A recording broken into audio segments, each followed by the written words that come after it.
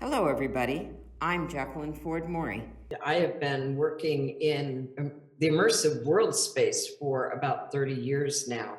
I got into it very early. I was very lucky to find a position at a research lab where we were doing very early studies into how VR affects us.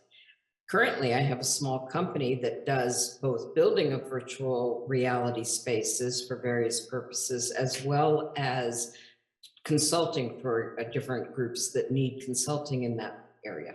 I actually came to virtual reality from being both an artist and a computer scientist. So I've always been interested in both art and science and how they connect and how they interact. I think they're not that dissimilar from one another. So as a fine artist, I would make images. I was doing things in a dark room back in the days before VR, where you could be a mad chemist, and that appealed to my scientific side as well. When computers came out, I grabbed onto them as an image making tool that had so much potential. We just had not even seen what it could do. And so I started working with computers to make imagery. And then I was making 3D models that I wanted people to go into. So I would show them as rendered stereo slide pairs. So I'd put them in a little slide viewer, pick them up to my eyes, and you could actually see this 3D world in 3D, in stereo. It was really quick jump from that to building virtual reality, where I could build these worlds and put people inside them. And that was amazing. When that happened, I just felt like everything had come together for me and I had found my calling. Being able to have one of my first virtual reality builds be shown at a film festival. So it was at the Florida Film Festival in 92, 93. And it really was the very first virtual reality work to be shown at a film festival. Now that's pretty de rigueur. You've got to have your stuff at a film festival. But this film festival in Orlando, Florida, took a big chance putting this technology in, and it was very well received by the attendees.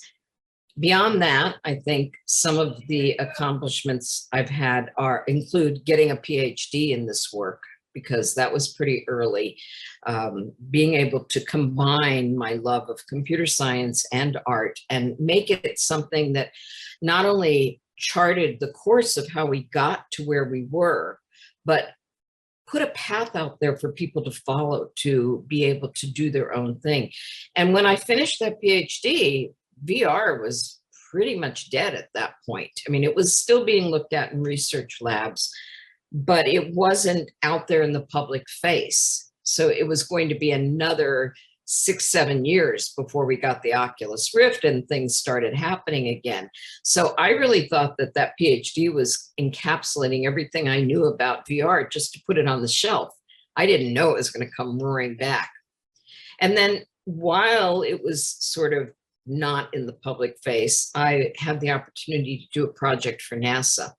The first thing NASA asked me to do was to write up a technical report on how virtual reality could be used for all kinds of aspects of long duration spaceflight, from training the astronauts to getting them psychologically ready to mitigating bad effects of that isolation and that sensory deprivation over the course of a long mission. So I wrote that 40-page document first. And then later they put out a call for someone to build something that would help with the psychological issues of long duration spaceflight. And so for that project, with a company called SIFT, Smart Information Flow Technologies, we built a series of virtual reality environments that we tested on a group of 6 scientists who were sequestered for a full year in a Mars habitat on a lava mountain in Hawaii. They didn't have any real-time communication with the rest of the world. They didn't get to go outside unless they put on a big old hazmat suit. They had to kind of deal with food in dried form, and they grew a few little things, a couple radishes here and there, but they were really isolated from the rest of the world and from any direct communication with people for that full year. We found that by giving them outlets in virtual reality, either relaxing nature things they could go and try, creative tools so that they could build stuff for themselves, all kinds of things that we allowed them to do in this virtual world. We found that they did not get as homesick as a control group who didn't have that thing.